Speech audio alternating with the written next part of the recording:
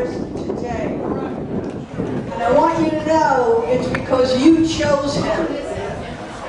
So without further ado, we want to hear what Antonio's got to say, some of the things he's got cooking up. So here we go, Congressman Antonio Delgado.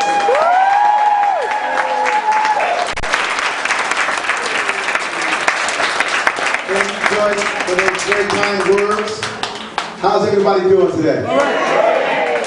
It is good to be here. I tell you, we've been out recess for a little while. I wouldn't call it, it doesn't feel like recess, but been out in Washington. Tip's going to stick this right here. Washington is a tough place to be. That's saying it nicely. You know, it's incredibly divisive, incredibly partisan. You have a lot of people there who feel a lot of self-importance, who are really kind of feeling themselves and their own egos. And you know what? Now that I've been there, I can see how it happens. You get there and you got folks who pat you on the back, smile in your face, put a little money in your pocket, tell you to keep doing what you're doing. And they give you a nice open bars and free food. And you look up and you realize, or you forget how you got there. And you stop thinking about the people who put you there in the first place. And you stop coming back home, talking to folks, and hearing about their concerns. And then you give a bubble that kind of engulfs you. And you end up just thinking that it all boils down to whatever happens in Washington. All of the power dynamics, strategy, seniority, hierarchy, all these things take over. And I've only been there 8 months. But I can tell you, I picked up quick how it works. And it's disgusting. And that's why every chance I get, I run right back home. And make sure that I'm in the community. I've done 23 town halls since being sworn in, 2 in all 11 of the counties. Making sure, as I said I would during the campaign, to continue the dialogue between us. Because whatever I do in Washington must be informed by you. If it's not informed by you, then I'm not doing the business of the people I'm here to serve. Thank you. And it's not just the town halls. You know, we've been able to make sure we have posts, offices in every county, or not every county, but at least 5 counties, to make sure that people can get to us and we can handle your casework. We have one in Delgado, Oneonta, Otsego County, Liberty and Sullivan County, Hudson and Columbia County, Kingston, Ulster County. Making sure that people have access to us. 4 advisory committees, locally based, bipartisan. Veterans, healthcare, small business and agriculture. Tremendously important locally based groups that inform what I can do legislatively to help the community back home. I understand that there's a lot of people out there who are tired of the dysfunction and tired of the lack of solutions-oriented thought in our government. And I am determined, with your assistance, to get back to the business of government for the people, by the people. Now it's hard. We know what's ahead of us, okay? You know, the work you're doing now, Kathy, and the local candidates who are out there right now, Democrats who are running, putting themselves in a position to serve the community. This is where the work starts. This is the beginning of what has to continue to happen throughout this year and then through November 2020.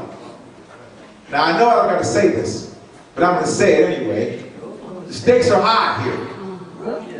About as high as they can get, at least in my lifetime. We have to start acting like it, and start acting like it now. So as we gear up and think about the work that needs to be done, that first and foremost means rallying around those locally who are doing the work, locally who are putting themselves in a position to serve good people with integrity and with character, and who have a moral compass in their being. That is what we must rally around now more than ever. And I understand that it's easy when you look at the papers and you read the TVs, you watch the programs on cable, the Twitter feed or the Facebook feed. It seems like the world is just falling apart. We can't get anything done, and people are at each other's throats. Well, let me tell you something. What is not reported is the work that's happening beneath the surface. I've introduced 17 bills. 12 of the bills that I've introduced out of my office are bipartisan bills. That means a Republican had to say, you can sign me on as a co-lead. That's pretty low. We got a great bill, even the dog likes it.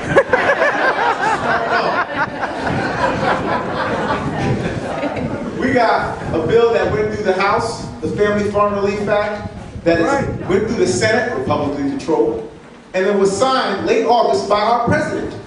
The Family Farm Relief Act, which lifts the cap on Chapter 12 eligibility so our farmers can reorganize and remain operational during this down farm economy. Now, is that a cure-all? Of course not, but can it provide some relief for our family farmers who are struggling right now? You better believe it, and that's what I'm hearing from farmers, both Republicans and Democrats, all across this district. They appreciate that work, and it was bipartisan, and we got it done. And it's the law of the land at this point. Much more work to do, but that's a step in the right direction. And that came in large part by my discussions with the Ag Committee, that's locally based, understanding how urgent the need is with market consolidation, USMCA being pulled out of the trade war.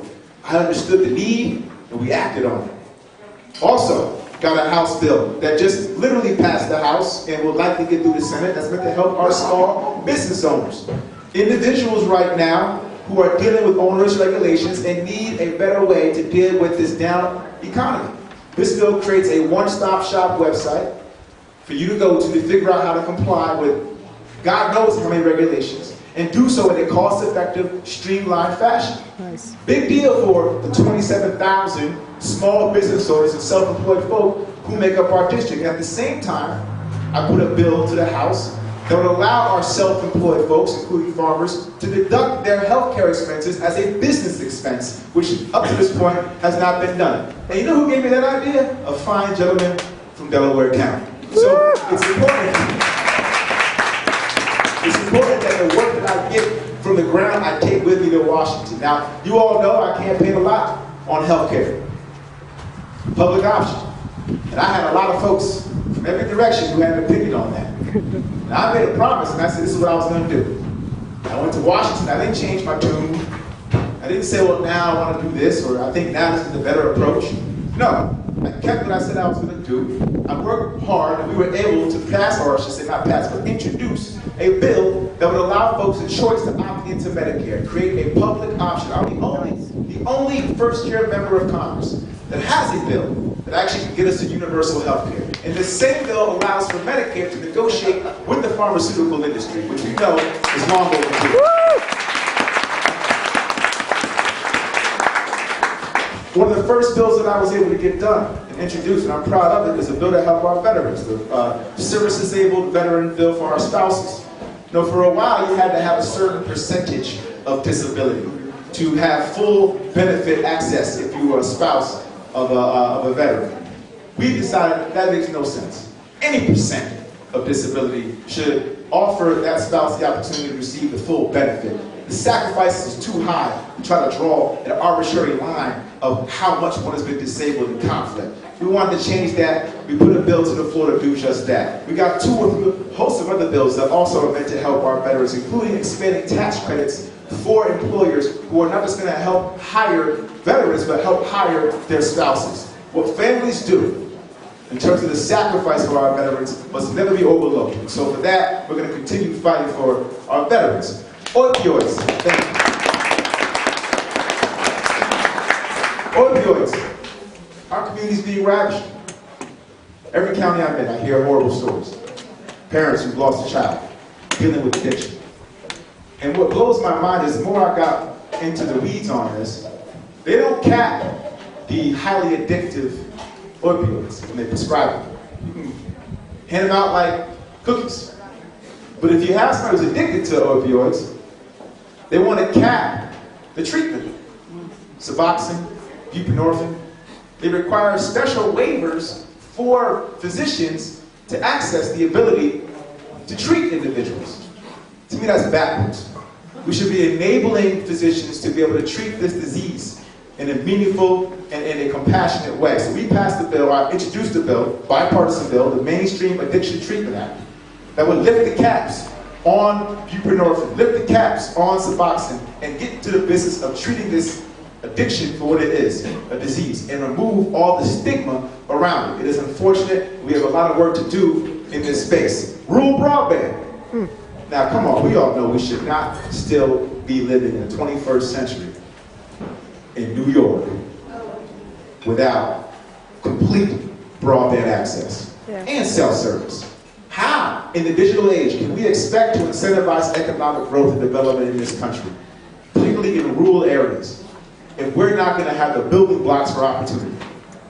And that's not just for the folks who want to sell their goods and services, it's for those who need telemedicine. It's for our students who literally drive to McDonald's parking lots to download their homework. It makes no sense. So that's why I'm on the Rural Broadband Task Force. I introduced an amendment to make sure the FCC stops mapping broadband based on consensus or census block mapping, where if you want a house in the map, you're all good. Everybody's assumed to be covered. That might make sense in densely populated areas, but not in rural areas like ours. We need household, street level mapping to account for everybody who's being left behind, and then put our investment into those communities. Climate change. Climate change. We understand how big this is. Every year, hottest year on record, floods, extreme weather events become the norm. We don't have 4 seasons anymore, we have 2, hot, cold, that's it. Right. That's a problem. And our future generations are going to take the brunt of all of this. Now, everybody has an idea of what to do. Some bold ideas out there. My focus is, how do we make sure we have a targeted plan to create jobs for the new emerging green economy? I have a bill I just introduced, the Green Jobs Opportunities Act. When I introduced it, we had 35 co-sponsors on the day we introduced it. It is a co-led by Mark Pocan, the chair of the Congressional Progressive Caucus. Big, big deal. We got labor to the table, we got environmentalists to the table, we figured out what we can do. And here's the deal. We're going to make sure the Department of Energy and Department of Labor do a 1-year study on how we can get to 2050 net zero carbon emissions by 2050. Whoa. Once we assess that study, we figure out what jobs are needed to get there. What are the jobs? What are the green jobs in the energy sector we have to create and fill in order to hit that mark? Once we have that data, then create pilot programs for all the states and community colleges and train individuals for exactly those jobs and prioritizing individuals for that training who might be displaced in the fossil fuel industry by our transition. So we leave nobody behind. And we start those programs all the way down into middle school. Begin to think about the curriculum that we need to create to make sure that everybody is being brought up in a way that is the most competitive for this environment that we're in. That is how you have a targeted, practical approach to dealing with what we know is a rather complicated and urgent problem in climate change. This is a big issue for us.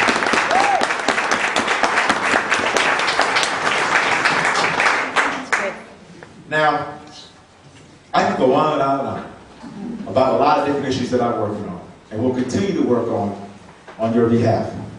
I just want to close out with a couple of observations. Our debt right now is at $22 trillion. It's the largest in this country's history. Projected to be $29 trillion by 2029. The debt to GDP ratio is well over 100%. That means our economy is basically based on debt. That's how it's humming right now. We borrow, borrow, borrow, borrow. And at some point, it's going to crack. People are going to stop lending to us. The world is going to stop for fear of default. We're bankrupting our future.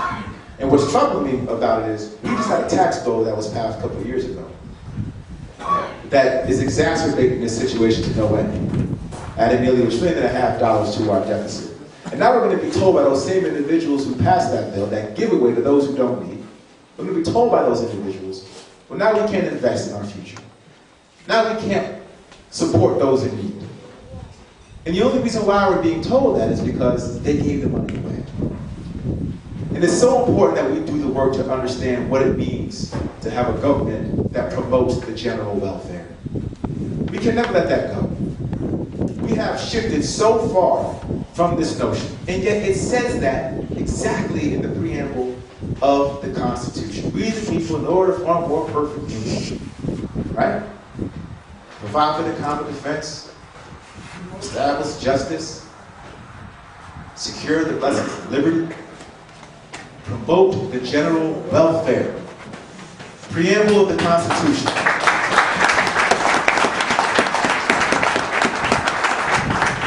That's why we were created in part. That's why we have the Constitution, to promote everyone fairly and equally. And right now we have a battle on our hands between those who don't want to do that, who only want to maintain the status quo, who want to keep the power dynamics as they are, who want 2/3 of this country to still live paycheck to paycheck, who want half of all American households to only deal with 1.3% of all the wealth in this country. That's cruel. And it's not progressive. And when I say progressive, I don't mean how it's traditionally talked about, or currently talked about, I should say. I mean in the philosophical sense. I mean in the moral sense. I mean in being open-minded and accepting of all. Being tolerant of different viewpoints and putting truth above everything else, including biases, stereotypes, and prejudices. That's what it fundamentally means. And if you have that kind of mentality, you care about your neighbor. You care about everybody, no matter where they start in life, because they don't control where they start in life. No one does. We've got to get back to doing that in our politics. Second point. I am the first African American to serve in this district. And this district is 90% white. I repeat. We noticed. I won't repeat.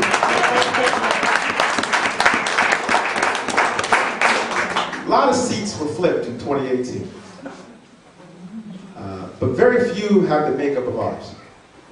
You know, not a lot of suburbs, ex-suburbs, a lot of them rural. Okay?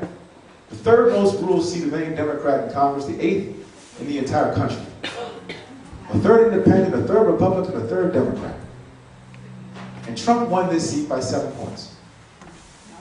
Now, if you recall, there were a lot of ads that you couldn't get out from under back in 2018.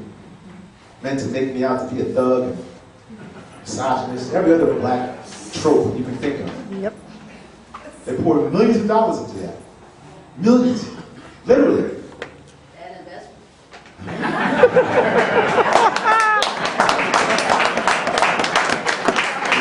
You're stealing my thunder.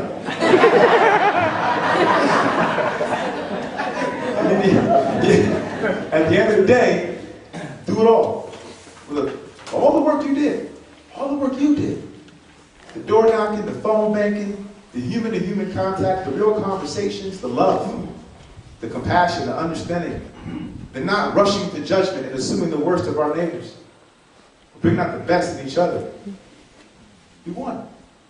And so when I look out and I hear all the drama and I see the racial provocation coming out of the White House and the divisiveness and the xenophobia, everything, I see it and it's blatant, it's ugly, it's nasty. I just think about what we did here and how we survived. And not only survived, we thrived. Mm-hmm. We made history here. Mm-hmm. And so as we gear up, the next round is upon us. And the good news is, as bad as it is out there, we got a lot of lessons to pull from right here at home. And they're not that far in the past. They're very recent. We did something pretty special here in 2018. We should continue to feed off of that. Continue to be who we are. And understand that we can be an example not just to ourselves, but to the country. Continue to engage with love in our hearts in a civil fashion. And understand that at the end of the day, when we leave from a place of authenticity and realness and we care, there's always a chance for change. Always a chance for progress. Maybe not at the rate you want it. Maybe not to the degree you want it. But it's going in the right direction. And I'd much rather be going in the right direction, no matter what degree, than going backwards. Yeah.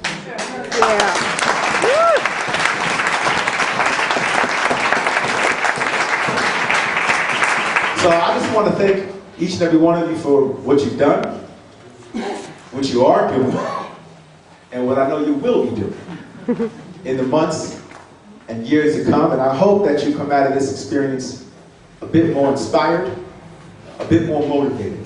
Because we don't have time to be down. We don't have time to be cynical. We don't have time to be skeptics. The only thing we have room for right now is love, a lot of inspiration, a lot of motivation, and a whole lot of drive. So let's go get it. Thank you.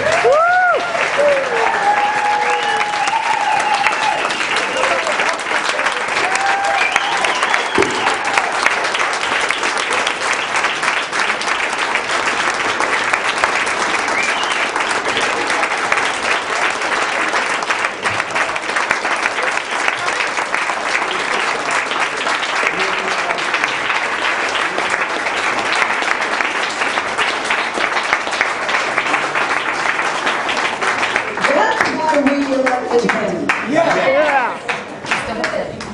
He stands for everything that we fight for.